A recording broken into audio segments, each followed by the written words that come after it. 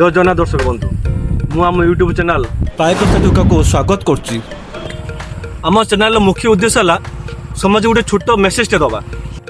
Message T बहुत clear, गछ लगे आम विश्व को सबुजमय करवा। तो सांग मैंने यही प्रयास टी आम गाँव स्टार्ट करुँची, अपनी आप गाँव में प्रयास टी स्टार्ट करूँ एवं विश्व को सबुजमय करूँ। आम गाँव में छोट छोट पिला डाकी आनी आम गाँव में गछ लगे सी भी बुझीपारे गचर महत्व बुझी पारे और अन्य प्रेरित करेंगे से गाँव छुआ डाकी तो आसतु स्टार्ट करवा।